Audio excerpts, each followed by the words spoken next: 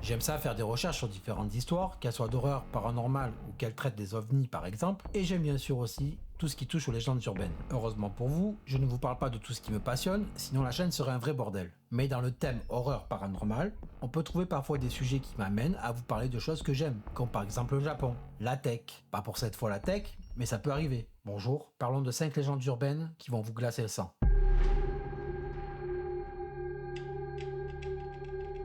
Connaissez-vous la légende urbaine de l'homme sur le siège arrière ? Cette légende est surtout là pour vous mettre en garde avec une moralité de toujours regarder autour de soi, qu'il n'y ait pas de danger.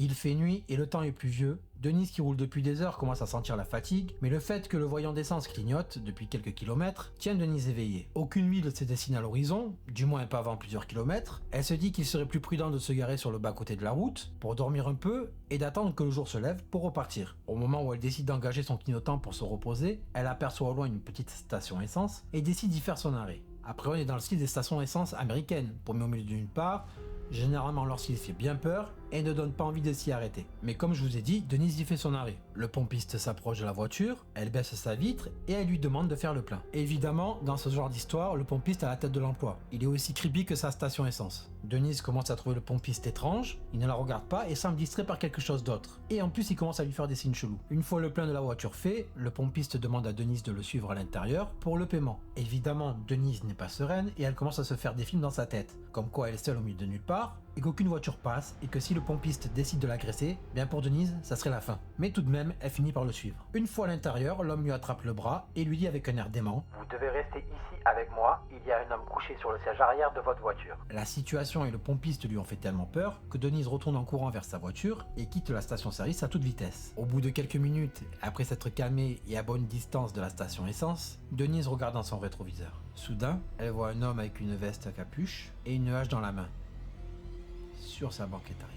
Le cadavre de Denise fut retrouvé quelques jours plus tard, mais le tueur court toujours. Pensez à vérifier la prochaine fois que vous arrêtez une station essence. On ne sait jamais.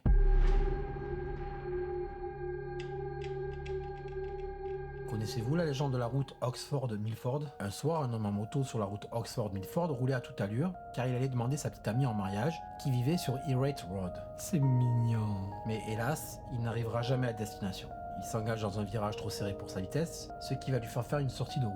Le pire, c'est qu'il aurait pu s'en sortir indemne ou avec quelques blessures si une clôture de barbelé ne se trouvait pas dans le virage et qu'elle lui aurait pas décapité la tête. On raconte que la mort n'a pas découragé le motard, qui cherche encore aujourd'hui à rejoindre la maison de sa petite amie pour lui faire sa demande. Si vous voulez l'apercevoir, vous devez vous rendre au virage de Oxford-Milford Road et Erate Road, puis vous stationner face au sud. Là, vous faites clignoter vos phares 3 fois et vous pourrez peut-être voir le phare de la moto fantôme se diriger droit devant vous pour disparaître à l'approche du virage fatal. Par contre, si le phare de la moto ne disparaît pas, il est recommandé de repartir rapidement dans la direction opposée.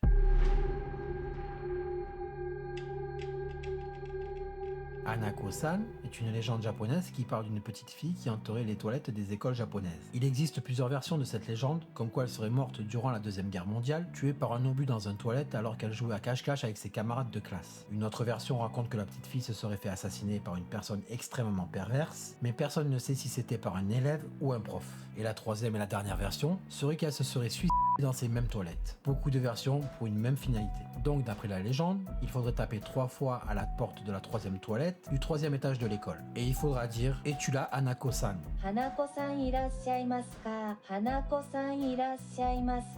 En japonais on dira alors « Hanako-san irasaimasu ka ?» En français « Es-tu là, Hanako-san ?» Si Hanako répond « Je suis là » ou « Ai » en japonais, cela veut dire qu'elle est bien présente. Si vous décidez de rentrer dans le toilette, alors vous verrez une jeune fille portant une robe rouge. Hanako-san est une légende urbaine populaire souvent utilisée en tant que test de courage par les enfants ou comme bizutage dans les écoles.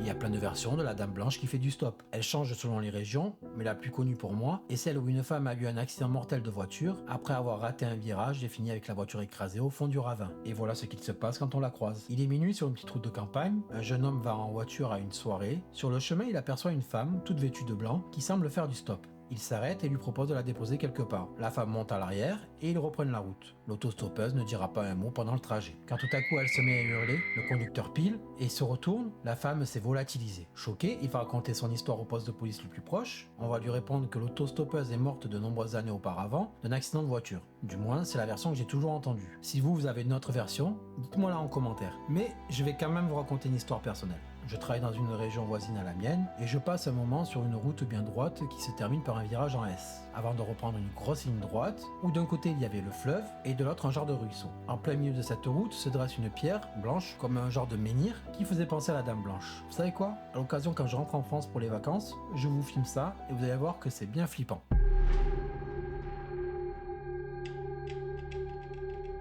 On repart sur une autre légende japonaise, celle du tunnel de Kiyotaki. Le tunnel a été construit dans les années 1920 dans des conditions quasi inhumaines et éprouvantes. En effet, de nombreux ouvriers y trouvèrent la mort pendant sa construction. Long de 444 mètres, ce tunnel au Japon représente un mauvais présage, c'est pour ça qu'on dit qu'il serait maudit. Si. Déjà, le chiffre 4 qui se prononce si ressemble au mot mort dans sa prononciation. C'est le même principe que notre chiffre 13 pour nous en France. Donc, là, imaginez l'angoisse de prendre ce tunnel où le chiffre est multiplié par 3. Ce qu'il se dit, c'est que des fantômes hanteraient le tunnel, ils feraient des apparitions dans les véhicules effrayant les passagers et les conducteurs, ce qui mettrait la panique à bord et créerait des accidents. Chaque victime serait par la suite bloquée dans le tunnel et deviendrait à son tour un esprit errant. En gros, un gros bordel.